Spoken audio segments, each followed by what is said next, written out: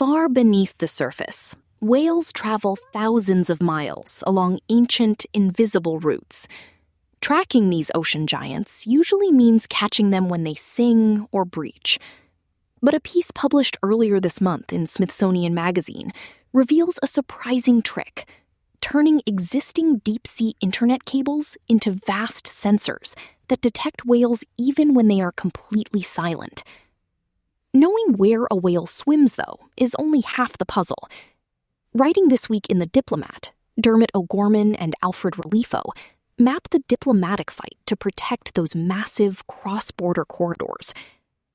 Putting these angles together creates an interesting tension between the raw engineering used to find these animals in the dark and the fragile human treaties required to keep them safe.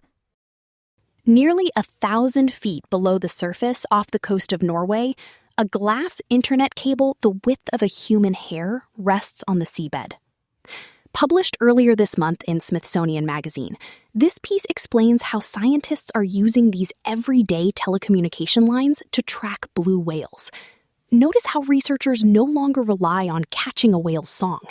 Instead, they measure the physical weight of displaced water as a silent giant swims past. The global web of subsea cables that connects the world can now detect whales, even when they're silent. A diving whale revealed how existing technology makes it possible to monitor cetaceans swimming quietly across the seabed. Nearly 1,000 feet below the sea, off the coast of Norway's Svalbard archipelago, on a glass cable the width of a human hair, scientists detect a massive object moving through the water. It's so big that the water it displaces when it moves produces low-frequency waves that radiate outward from its body. These waves ripple away toward the seafloor, where they stretch the tiny glass cable buried beneath the seabed almost imperceptibly. On shore, laser pulses are fired down the cable, and as the light travels, microscopic imperfections scatter the light in the glass. Often, when researchers get feedback like this, it's a submarine moving over the cable, or even a large ship chugging along the surface above. But today, they found a blue whale. Typically, to find whales, scientists use a hydrophone, essentially an underwater microphone that can pick up a whale's calls. They're often fixed to the seabed or suspended from research vessels. But in 2020, a team of Norwegian researchers discovered that from the web of subsea cables that lace their way across global oceans, they could detect whale calls too. They published a study on this finding in 2022. Recently, some of the same scientists published a new study on how to detect whales using fiber optic telecommunication cables even when they're not producing any sound at all, in situations when they'd otherwise be out of reach for researchers. Two discoveries had to be made before this one was possible. The 2022 study that showed scientists could passively detect whale calls using cables, and other experiments that demonstrated how passing ships could be picked up by the cables. The water displaced by their hulls as they move emits low-frequency waves that scientists can measure. These frequencies radiate from the moving object outward, decaying as they go. Similar to when you drop a rock on the sea surface, you get these beautiful waves, says Martin Landro, a geophysicist at the Norwegian University of Science and Technology and lead author on the new study. When submarines or other large ships pass over these cables, they stretch the fiber optic glass cable the same way the blue whale did. But because of automatic identification system ship tracking data, scientists were able to confirm that they were indeed vessels and could even pinpoint which ones they were. With the whale, it was a different story. It was vocalizing on the surface, something the Norwegian research team was able to detect from their interrogator station on shore. Then, when the whale dove, they could see the same sort of disturbance they'd previously observed when submarines or ships on the surface motored over the cables. The whale's call allowed them to trace the disturbance to the animal. They could see the whale near the cable, even though it was completely silent.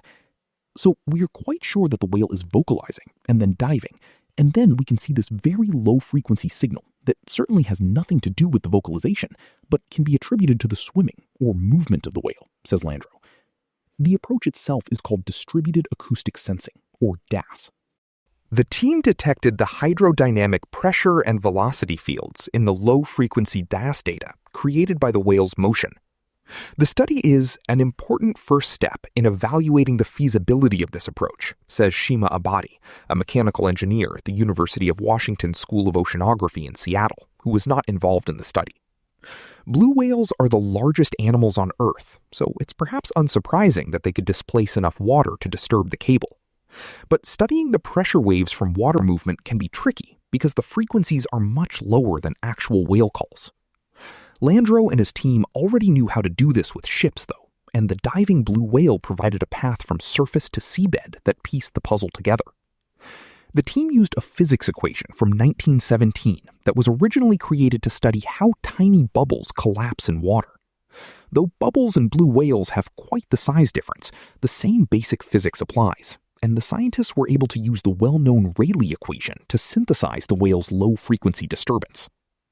The breakthrough presents a significant opportunity for monitoring whales at the seafloor, where they've previously been invisible to scientists.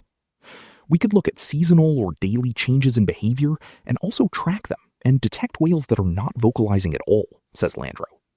This type of monitoring could unlock the secrets of what whales really do when they dive deep. Currently, scientists use suction tags placed onto the animals at the surface to look at their subsea behavior, but these tags can fall off and often don't last long.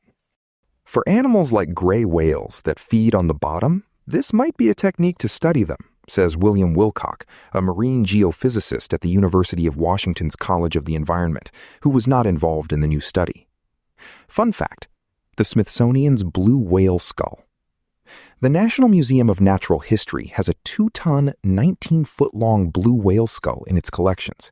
Dubbed Big Blue, the specimen hung from the museum's ceiling for a couple of decades, beginning in the late 1970s. The skull is currently stored at the Garber Preservation, Restoration, and Storage Facility in Suitland, Maryland.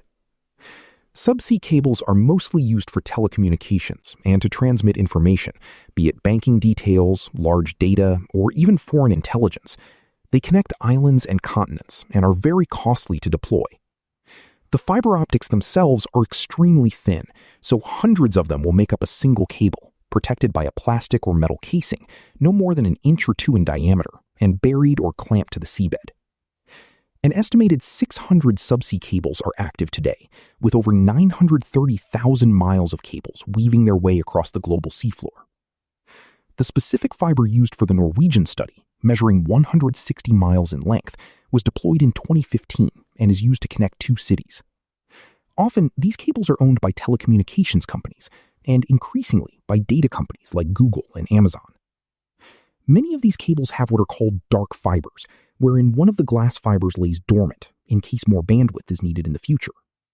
In that case, sometimes companies will allow scientists to make use of that fiber for monitoring and research. But most of the communication cables, people don't have access to them, says Wilcock. And if they charged what it actually costs to send data on it, then it'd be impossible for researchers to afford. The cables themselves, beyond spying on silent whales, can be geopolitically sensitive. They can pick up dark vessels passing over them and can even intercept sensitive information sent along them. To discriminate between, for instance, a ship, a submarine, or a whale, whales are often more irregular in their shape, says Landro. But he has to be careful with the data his team publishes. The substation where they were based is less than 200 miles from the nearest Russian outpost, and maybe 700 miles from the North Pole, an area of high sensitivity for governments and replete with untouched natural resources. Instead of searching for covert military operations, these scientists are studying cetaceans in their natural habitat, one that researchers have consistently struggled to access. Knowing the population density of whale pods is becoming increasingly crucial for shipping, military operations, and industrial players attempting to build in the ocean. This new monitoring technique could help track whale numbers and, quote, for people trying to understand the recovery of whales and whaling, that's a key bit of information, says Wilcock. The biggest limitation of the discovery is distance. We demonstrate that we can observe hydrodynamic pressure and velocity signals from a cruise ship at 413 meters, 1,400 feet water depth, and up to 550 meters, 1,800 feet from the fiber cable. In comparison, the smaller blue whales can be observed when diving within 40 meters, 13 feet of the fiber optical cable, the study reads. And again, access to the cables is tricky, and many data companies don't allow any outside researchers to use their infrastructure. The science is in its infancy, but it provides an exciting glimpse into the deep-sea lives of whales and opens the door to future exploration in the subsea realm. There are still several questions that need to be addressed, such as the maximum water depth and animal-to-cable distance over which detection is possible, says Abadi. But even with potential limitations, the cables could offer an underwater observing capability, analogous to what satellite imagery provides above the ocean surface. 1,000 feet below the surface, a single blue whale stretches a glass cable just enough to register on a computer screen. The Smithsonian piece leaves you marveling at the sheer ingenuity required just to notice these animals passing by in the dark. But mapping a whale's path creates a new problem. Once you can trace a humpback swimming from the coast of Queensland all the way to Antarctica, you realize that animal is crossing through a dozen different legal territories. Read alongside that first article, Dermot O'Gorman and Alfred Ralifo offer a completely different way to look at the water. Where the first piece zooms in on a microscopic imperfection in a glass thread, O'Gorman and Ralifo zoom out to the scale of global diplomacy. They argue that tracking technology only matters if governments actually use that data to protect the massive cross-border corridors these animals rely on. You start to see that the scientific breakthrough is only the first step. The real challenge is convincing rival nations to treat the ocean exactly the way a whale does, as a single, unbroken system. The next few months will see a flurry of climate diplomacy involving the Pacific Islands. Later this week, regional leaders are heading to Palau for the Pacific Islands Forum, with this year's meeting expected to put ocean protection at the forefront. In early October, the world will travel to Fiji and Tuvalu for the pre-COP meeting. In November, Australia will preside over COP31 in Antalya, Turkey. Between now and then, Australia has a rare opportunity to use its COP31 presidency and the new High Seas Treaty to help create connected protection across the Pacific and the high seas. The idea behind this connection are the blue corridors, the migratory pathways used by whales, sharks, and other marine species as they travel thousands of kilometers across multiple jurisdictions. To better protect these dynamic habitats, governments must connect networks of marine protected areas across borders and the high seas, while reducing the growing risks species face along their journey. Consider the humpback whale. This month, humpbacks breeding off Queensland migrate toward Antarctica feeding grounds, while those in Tonga travel through the Cook Islands, Niue, and New Zealand to the same destination. To the whale, Australia, the Pacific Islands, and Antarctica are a single living system. Marine life depends on connectivity. Protecting isolated marine parks is not enough.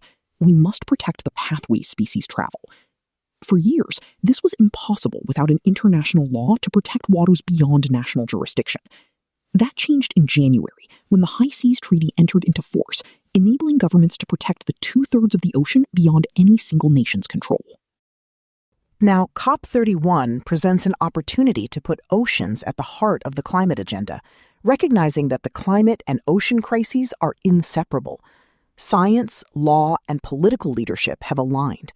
30 years of migration tracking, complementing thousands of years of indigenous knowledge, have revealed these ocean pathways, and governments now have the tools to protect them.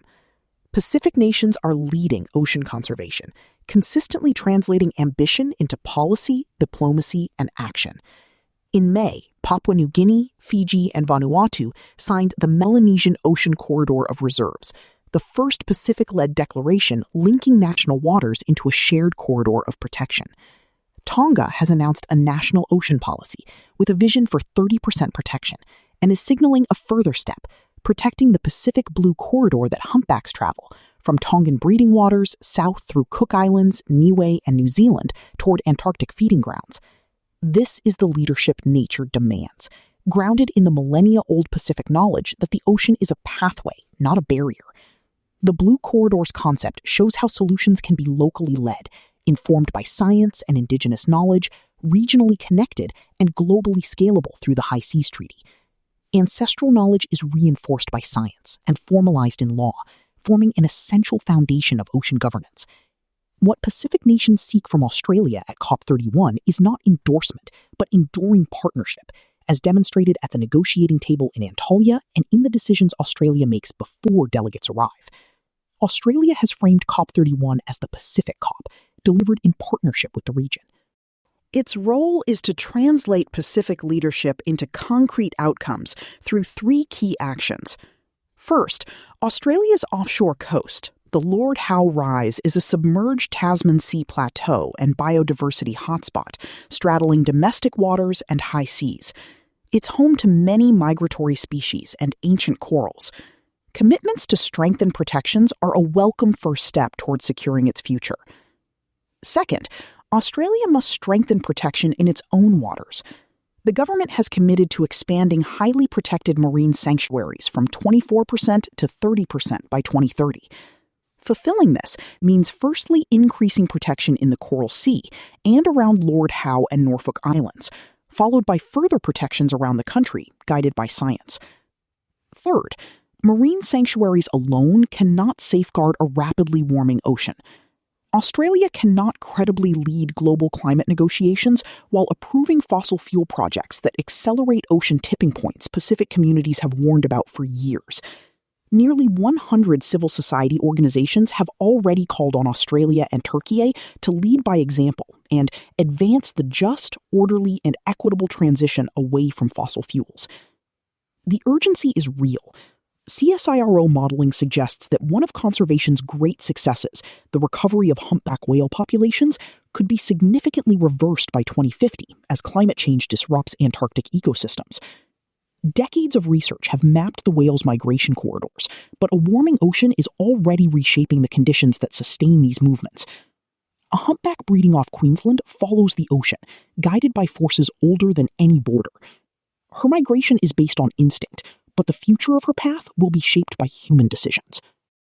Protecting blue corridors means addressing the drivers of ocean decline, safeguarding critical habitats, and reducing threats along the journey of migratory species.